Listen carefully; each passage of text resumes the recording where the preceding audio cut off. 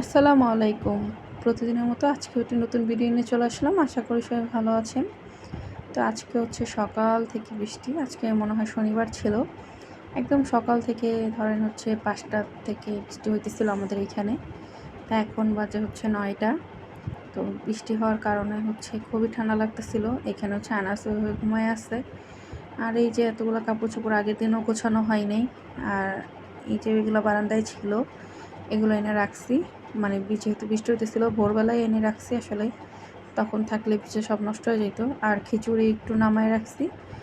যেহেতু বৃষ্টি হইতেছে, ইমু বলতেছে যে বৃষ্টির দিনে একটু খিচুড়ি খেতে ভাল লাগবে।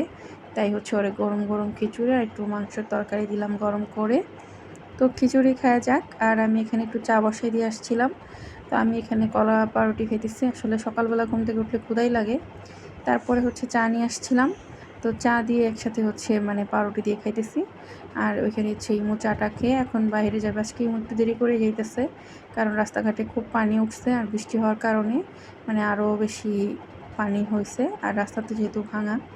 তো এখানে হচ্ছে আনাস খেলতেছে। আর এখানে হচ্ছে আমি বিছানা সব গুছায় নিছি। তো আমার হচ্ছে আরও কিছু কাজ আছে, সেগুলো হচ্ছে থালা বাসন ধুইতে হবে।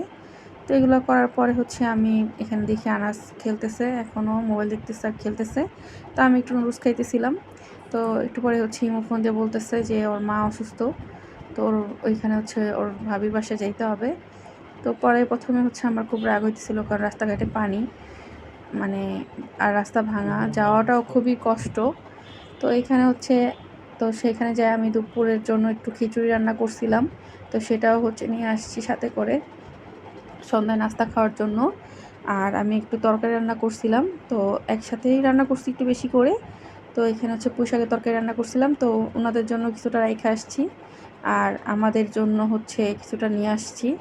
তো ওনারা ২-৩ জন মানুষ অল্প কিছু খাবে, আর আমরা যেহেতু ২ জন মানুষ তো এক তরকারি দিয়ে খাবো। তাই আমিও নিয়ে আসছি আর ওনাদের জন্য রেখে আসছি।